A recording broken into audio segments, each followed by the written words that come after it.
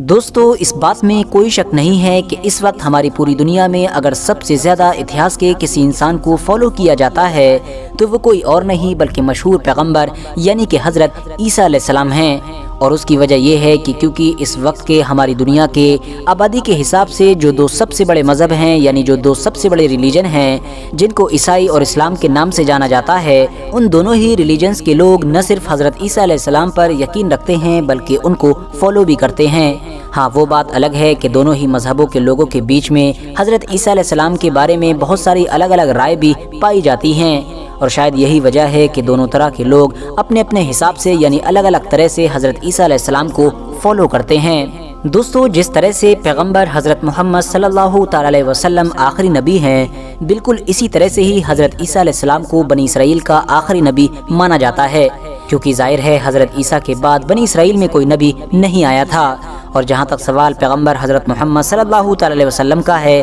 تو ان کا تعلق تو بنی اسرائیل سے تھا ہی نہیں۔ آپ کو بتاتے چلیں کہ پیغمبر حضرت عیسیٰ علیہ السلام اور پیغمبر حضرت محمد صلی اللہ تعالی علیہ وسلم کے بیچ کا جو دور ہے وہ لگ بھگ اتہاسکاروں کی طرف سے 500 سال کا بتایا جاتا ہے، اور ان 500 سالوں میں اس بیچ میں کوئی بھی نبی اس دنیا میں نہیں آیا تھا۔ RH نیٹ ورک کے نالجبل فرینڈز کسی دور میں بنی اسرائیل قوم میں حضرت عمران بن ہاشم نام کے ایک نیک اور پرہیزگار انسان ہوا کرتے تھے۔ ان کے حد سے زیادہ نیک اور عبادت گزار ہونے کی وجہ سے ہی قوم بنی اسرائیل کی نماز کی جو امامت تھی وہ بھی ان کی ذمہ داری میں ہی آ چکی تھی۔ اس کے علاوہ ان کی جو وائف ہوا کرتی تھی وہ بھی بالکل اپنے شوہر کی طرح حد سے زیادہ پارسا اور نیک ہوا کرتی تھی۔ یہ دونوں ہی میاں بیوی مشہور پیغمبر یعنی کہ حضرت سلیمان بن داؤد علیہ السلام کی نسل سے ہوا کرتے تھے، مگر ان دونوں کے لیے پریشانی کی بات یہ تھی کہ ابھی تک ان کے گھر پر کوئی بھی اولاد نہیں تھی، جس کی وجہ سے ان کی جو وائف تھیں وہ ہمیشہ پریشان رہا کرتی تھیں اور اکثر عبادتوں کے بعد خدا سے اپنی اولاد کے لیے دعا کیا کرتی تھیں اور پھر اس دعا کے قبول ہونے کا انتظار کیا کرتی تھیں۔ ایک دن کی بات ہے کہ جب یہ اپنے گھر کے آنگن میں بیٹھی ہوئی تھیں تو انہوں نے دیکھا کہ ایک پرندہ اپنے چھوٹے سے بچے کو اپنی چونچ کے ذریعے سے کھانا کھلا رہا ہے۔ یہ چیز ان کے دل پر جا کر لگی اور ایک بار پھر سے اسی حالت میں ہی ان کو اپنے پاس اولاد نہ ہونے کا ملال ہونے لگا۔ ایسی حالت میں ہی انہوں نے خدا سے دعا کی اور خدا نے ان کی اس دعا کو قبول کر لیا۔ کچھ دنوں کے بعد ہی ان کو یہ احساس ہونا شروع ہو گیا کہ شاید اب وہ امید سے ہو چکی ہیں، یعنی اب وہ حاملہ ہو چکی ہیں۔ صاحب اولاد ہونے کے احساس سے یہ اتنی زیادہ خوش ہوئیں کہ انہوں نے فوراً یہ نظر مان لی کہ جو بھی بچہ پیدا ہوگا میں اس کو ہمیشہ ہمیشہ کے لیے مسجد اقصیٰ کی خدمت کے لیے وقف کر دوں گی، یعنی وہ ہمیشہ مسجد اقصیٰ کی خدمت میں لگا رہے گا۔ مگر افسوس بچہ پیدا ہونے سے پہلے ہی ان کے شوہر یعنی حضرت عمران کا انتقال ہو گیا، اور کچھ دنوں کے بعد جو بچہ پیدا ہوا وہ دراصل ایک لڑکی تھی۔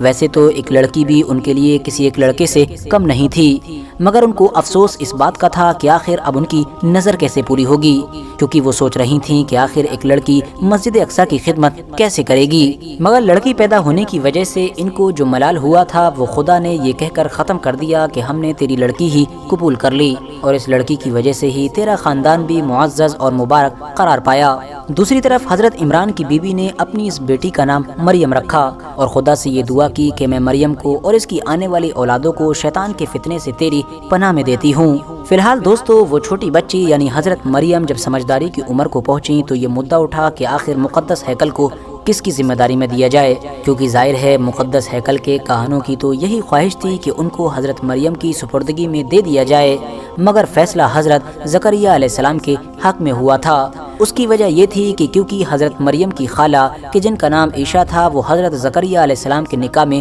ہوا کرتی تھیں، لہٰذا جب مقدس ہیکل کی پوری طریقے سے ذمہ داری حضرت زکریا علیہ السلام کے پاس آ گئی تو انہوں نے بھی حضرت مریم کا احترام کرتے ہوئے ہیکل سلیمانی کے بالکل قریب میں ہی بنا ہوا ایک کمرہ خاص انہی کے ہی سپرد کر دیا تھا، تاکہ حضرت مریم اپنے اس پرسنل کمرے میں رہ کر خدا کی دن بھر عبادت کر سکیں اور رات ہونے پر ان کے مکان پر واپس آ کر یعنی اپنی خالہ یعنی عیشا کے ساتھ سو سکیں۔ فی الحال حضرت مریم دن و رات خدا کی عبادت میں اور مقدس ہیکل سلیمانی کی خدمت میں گزارا کرتی تھیں۔ دھیرے دھیرے وقت گزرا اور وقت کے ساتھ ساتھ پوری قوم بنی اسرائیل میں حضرت مریم ایک حد سے زیادہ نیک اور پرہیزگار عورت کے طور پر مشہور ہونا شروع ہوئیں۔ ایک وقت وہ آیا کہ جب پوری بنی اسرائیل قوم میں حضرت مریم کی پرہیزگاری اور نیکی کی مثالیں دی جاتی تھیں۔ حضرت مریم کے خالو یعنی کہ حضرت زکریا علیہ السلام کبھی کبھی جب بھی حضرت مریم کے کمرے میں جایا کرتے تھے تو وہ کچھ ایسے پھلوں کو پایا کرتے تھے کہ جن پھلوں کا اس وقت سیزن بھی نہیں چل رہا ہوتا تھا، اور حیرانی کی بات یہ ہے کہ وہ سبھی پھل پوری طرح سے بالکل تازہ ہوا کرتے تھے۔ اس کے بارے میں جب وہ حضرت مریم سے پوچھا کرتے تھے تو وہ جواب دیا کرتی تھیں کہ یہ سب کچھ میرے اوپر میرے رب کے فضل سے ہے، اور یقیناً وہ جس کو چاہتا ہے بے گمان رزق عطا کرتا ہے۔ انہی تمام چیزوں کی وجہ سے ہی حضرت زکریا علیہ السلام بھی سمجھ گئے تھے کہ حضرت مریم کوئی عام عورت نہیں ہے۔ فی الحال دوستو، وقت گزرا اور وقت گزرنے کے ساتھ وہ دن بھی آ گیا کہ جب ایک دن حضرت مریم دستور کے مطابق تنہائی میں یعنی بالکل اکیلے عبادت میں بزی تھیں۔ عبادت کرتے وقت ہی اچانک سے اللہ کا ایک فرشتہ یعنی کہ حضرت جبرائیل علیہ السلام انسان کی شکل میں ان کے سامنے نمودار ہوئے۔ ایک اجنبی انسان کو اپنے سامنے بغیر کسی پردے کے دیکھ کر حضرت مریم گھبرا گئیں، اور گھبراتے ہوئے انہوں نے فوراً اس فرشتے سے کہا کہ اگر تجھ کو ذرا بھی خدا کا خوف ہے تو میں خدا کا واسطہ دیتے ہوئے تجھ سے پناہ چاہتی ہوں۔ اس پر فرشتے نے جواب دیا کہ اے مریم، خوف نہ کھاؤ، میں کوئی انسان نہیں بلکہ خدا کا بھیجا ہوا ایک فرشتہ ہوں، اور تم کو تمہارے بیٹے کی خوشخبری دینے آیا ہوں۔ اس پر حضرت مریم نے حیران ہو کر پوچھا کہ بھلا میرے یہاں بیٹا کیسے پیدا ہو سکتا ہے، کیونکہ میں نے تو نہ نکاح کیا ہے، نہ ہی میں کوئی بدکار عورت ہوں، اور نہ ہی ابھی تک کسی مرد نے مجھ کو ہاتھ لگایا ہے۔ اس پر فرشتے نے جواب دیا کہ میں تو تیرے خدا کا قاصد یعنی کہ سندیش لانے والا ہوں، اور اس نے مجھ سے ایسا ہی کہا ہے، اور اس نے یہ بھی کہا ہے کہ میں تجھ کو اور تیرے بیٹے کو اپنی پوری کائنات کے لیے اپنی قدرت کاملہ کا نشان بنا دوں۔ اے مریم، اللہ تجھ کو ایک ایسے بیٹے کی خوشخبری دیتا ہے کہ جس کا نام مسیح عیسیٰ علیہ السلام ابن مریم ہوگا۔ وہ بچپن میں ہی لوگوں سے باتیں کرے گا اور اپنے بڑھاپے کے ابتدائی دور کو بھی پائے گا۔ اللہ تعالیٰ اس کو اپنی کتاب عطا کرے گا اور اس کو حکمت سکھائے گا، اور اس کو پوری قوم بنی اسرائیل کی ہدایت و رہنمائی کے لیے مبعوث کرے گا۔ یہ خدا کا قانون قدرت ہے کہ وہ جس چیز کو وجود میں لانا چاہتا ہے تو اس کا صرف حکم دیتا ہے، لہٰذا یہ تو ہو کر ہی رہے گا۔ مشہور فرشتے یعنی حضرت جبرائیل علیہ السلام نے حضرت مریم کو ان کے بیٹے کی خوشخبری دینے کے بعد ان کے گریبان میں پھونکا اور اس کے بعد واپس چلے گئے۔ کچھ دنوں کے بعد ہی حضرت مریم اپنے آپ میں ایک الگ طرح کی کیفیت محسوس کرنے لگی۔ کچھ وقت اور گزرا اور جب حضرت مریم کو یہ محسوس ہونے لگا کہ اب ولادت کا وقت قریب آ رہا ہے تو وہ اپنی قوم میں بدنامی کے ڈر سے بہت زیادہ ڈرنے لگیں، اور یہ سوچنے لگیں کہ آخر اس بچے کی پیدائش کے بعد لوگ کس کس طرح کی ان کے اوپر تہمت لگائیں گے، کس کس طرح کے ان کے اوپر الزام لگائیں گے، اور ان کے بارے میں کیا کیا کہیں گے۔ لہٰذا اسی ڈر کی وجہ سے ہی اب حضرت مریم بیت المقدس یعنی کہ جو مقدس ہیکل کا وہ پورا علاقہ تھا اس کو چھوڑ کر وہاں سے دور چلی گئیں۔ جس جگہ پر حضرت مریم گئی تھیں اس کو آج کے دور میں بیت اللحم کے نام سے جانا جاتا ہے۔ کچھ دن گزرنے کے بعد ایک دن حضرت مریم سخت بے چینی اور درد کی حالت میں ایک کھجور کے پیڑ کے نیچے تنے کے سہارے سے بیٹھ گئیں، اور بیٹھ کر بڑے ہی دکھ کی حالت میں یہ کہنے لگی، کاش اس بچے کی پیدائش سے پہلے ہی میں مر چکی ہوتی اور لوگ مجھ کو بھول چکے ہوتے۔ ایسی حالت میں ایک بار پھر سے خدا کے فرشتے نے پکار کر کہا کہ اے مریم، غمگین نہ ہو، تیرے خدا نے چشمہ جاری کر دیا ہے، اور کھجور کا تنا پکڑ کر ہلاؤ تو پکے اور تازہ کھجوریں تیرے اوپر گرنے لگیں گے، پس تو کھا اور پی اور اپنے بچے سے آنکھیں ٹھنڈی کر اور رنج و غم کو بھول جا۔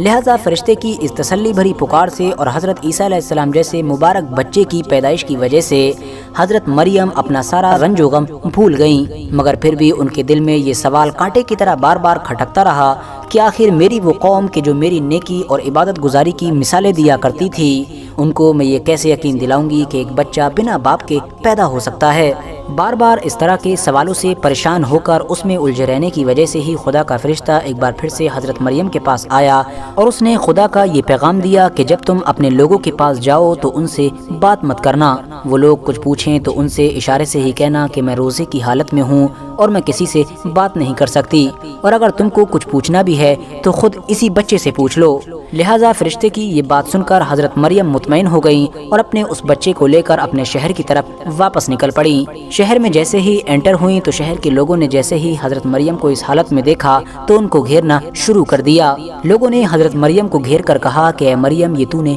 کیا عجیب کام کر دکھایا ہے، نہ تو تیرا باپ برا آدمی تھا اور نہ ہی تیری ماں ایک بدچلن عورت تھی، اس کے باوجود بھی یہ تو نے کیا کر ڈالا ہے۔ لہذا حضرت مریم نے بھی خدا کے حکم کے مطابق اس بچے کی طرف اشارہ کیا اور یہ کہا کہ جو کچھ پوچھنا ہے اسی بچے سے پوچھ لو۔ لوگوں نے بھی بڑی حیرانگی کے ساتھ یہ جواب دیا کہ آخر ہم اس بچے سے کیا پوچھیں کہ جو خود ابھی گود میں موجود ہے، مگر خدا کی قدرت سے حضرت عیسیٰ علیہ السلام گود میں ہی فوراً بول اٹھے اور انہوں نے کہا کہ میں خدا کا بندہ ہوں اور خدا نے مجھ کو اپنی کتاب دی ہے، مجھ کو اپنا نبی بنایا ہے اور اس نے مجھ کو مبارک بنایا ہے، چاہے میں کہیں بھی ہوں اور کسی بھی حال میں ہوں، اور اس نے مجھ کو میری ماں کا خدمتگار بنایا ہے، خود سر اور نافرمان نہیں بنایا ہے، اور اس کی جانب سے مجھ کو سلامتی کا پیغام ہے۔ جس دن کو میں پیدا ہوا، جس دن کو میں مروں گا اور جس دن کو میں دوبارہ اٹھایا جاؤں گا۔ دوستو، حضرت عیسیٰ علیہ السلام سے جڑی یہ ساری چیزیں پوری تفصیل کے ساتھ اسلام دھرم کی سب سے پوتر کتاب یعنی قرآن کے اندر بھی موجود ہیں۔ ظاہر ہے حضرت عیسیٰ علیہ السلام کے بولتے ہی ان کی پوری قوم کو یہ یقین ہو گیا تھا کہ نہ تو حضرت عیسیٰ علیہ السلام کوئی عام انسان ہیں اور نہ ہی ان کی ماں یعنی کہ حضرت مریم، اور یہ بات بھی کلیئر ہو گئی تھی کہ حضرت مریم ساری برائیوں سے پوری طرح سے پاک ہیں، اور حضرت عیسیٰ علیہ السلام کی بنا باپ کی پیدائش سوائے اللہ کے کرشمے کے اور کچھ نہیں تھی۔ اب ظاہر ہے حضرت عیسیٰ علیہ السلام کی پیدائش جس طرح سے ہوئی تھی وہ کوئی نارمل بات نہیں تھی، اسی لیے ان کی پیدائش کی خبر چند دنوں کے اندر ہی اس دور میں پوری دنیا کے اندر آگ کی لپٹوں کی طرح پھیل گئی تھی۔ اس کو اس دور کے کچھ لوگوں نے جہاں ایک طرف خدا کا کرشمہ مانا تو وہیں دوسری طرف کچھ لوگوں نے حضرت مریم یعنی ان کی ماں کے اوپر بدکاریوں کے الزام لگائے۔ RH نیٹورک کے نالجبل فرینڈز، انجیل اور عیسائیوں کی کچھ روایتوں کے مطابق جب حضرت عیسیٰ علیہ السلام کی پیدائش ہوئی تھی تو ایران کے مشہور بادشاہ نے آسمان کے اوپر ایک نئے اور چمکدار ستارے کو دیکھا تھا۔ جب اس نے اس بارے میں نجومیوں سے پوچھا تھا تو انہوں نے کہا تھا کہ آسمان پر نکلنے والا یہ نیا اور چمکدار ستارہ اس بات کی طرف اشارہ کرتا ہے کہ ہماری دنیا میں ایک بڑے اور عظیم انسان کا جنم ہوا ہے جس کا جنم ملک شام میں ہوا ہے۔ یہ سن کر اس بادشاہ نے فوراً اچھی خوشبوؤں کا ایک بڑا تحفہ لے کر اپنا ایک قافلہ ملک شام کی طرف روانہ کیا تاکہ وہ اس بچے کی پیدائش سے ریلیٹڈ ساری انفارمیشن اکٹھی کر سکیں۔ بادشاہ کا بھیجا گیا یہ بڑا قافلہ جب ملک شام پہنچا تو انہوں نے وہاں پہنچ کر یہودیوں سے پوچھا کہ ہمیں اس بچے کے بارے میں خبر دو کہ جو آنے والے دنوں میں روحانیت کا بادشاہ بنے گا۔ یہ سن کر یہودی فوراً حیران ہو گئے اور انہوں نے اس بات کی خبر اپنے بادشاہ یعنی کہ ہیروڈیس کو دی۔ ہیروڈس کہ جس کو ہیروڈ دی گریٹ کے نام سے بھی جانا جاتا ہے، اس نے جب یہ خبر سنی تو وہ فوراً پریشان ہو گیا اور اس نے فوراً اس ایرانی قافلے کو اپنے محل میں طلب کیا۔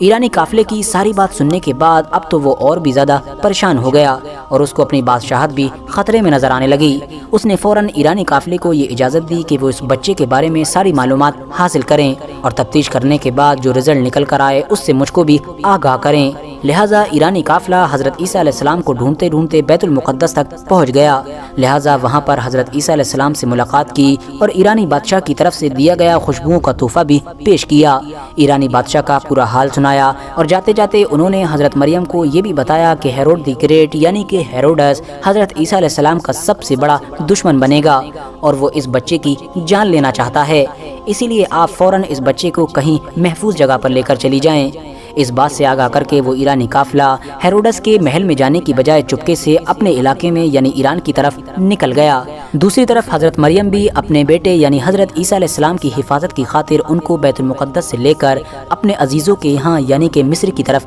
نکل گئیں اور اسی علاقے میں جا کر حضرت عیسیٰ علیہ السلام کی پرورش کرنے لگیں اور پھر حضرت عیسیٰ علیہ السلام کو اس وقت بیت المقدس میں واپس لے کر آئی تھیں کہ جب حضرت عیسیٰ علیہ السلام کی عمر لگ بھگ 13 سال ہو گئی تھی۔ فی الحال دوستو، یہ تو حضرت عیسیٰ علیہ السلام کے پورے اتہاس پر بنائی گئی سیریز کا پہلا پارٹ ہے جس میں ہم نے حضرت عیسیٰ علیہ السلام کی پیدائش سے پہلے سے لے کر ان کی 10 سے 13 یا 15 سال تک کی زندگی کو کور کیا ہے۔ نیکسٹ ویڈیو میں ہم اس سے آگے کے بارے میں بات کریں گے اور جانیں گے کہ آخر حضرت عیسیٰ علیہ السلام کو لے کر یہودیوں، عیسائیوں اور مسلمانوں میں کیا جھگڑا رہتا ہے۔ ان تینوں ہی مذہبوں میں حضرت عیسیٰ علیہ السلام کو کس کس طرح سے مانا جاتا ہے۔ یہ بھی جانیں گے کہ آخر اس بارے میں اتہاس کیا کہتا ہے کہ حضرت عیسیٰ علیہ السلام کو سولی پر چڑھایا گیا تھا یا پھر نہیں چڑھایا گیا تھا، اور اگر نہیں چڑھایا گیا تھا جیسا کہ اسلام دھرم میں مانا جاتا ہے تو آخر حضرت عیسیٰ علیہ السلام ہماری اس دنیا میں کب، کیسے اور کیوں واپس آئیں گے۔ فی الحال آج کی اپنی ویڈیو کو ہم یہیں پر ختم کرتے ہیں۔ ویڈیو پسند آئے ویڈیو کو لائک کرنا اور اسی طرح کی نالجبل اور ہسٹوریکل ویڈیوز ہمیشہ دیکھنے کے لیے ہمارے اس چینل کو سبسکرائب کر کے ساتھ ہی میں بیل آئیکن کو بھی پریس کر دیں اور اس ویڈیو کو اپنے آگے دوستوں کے ساتھ ضرور شیئر کریں۔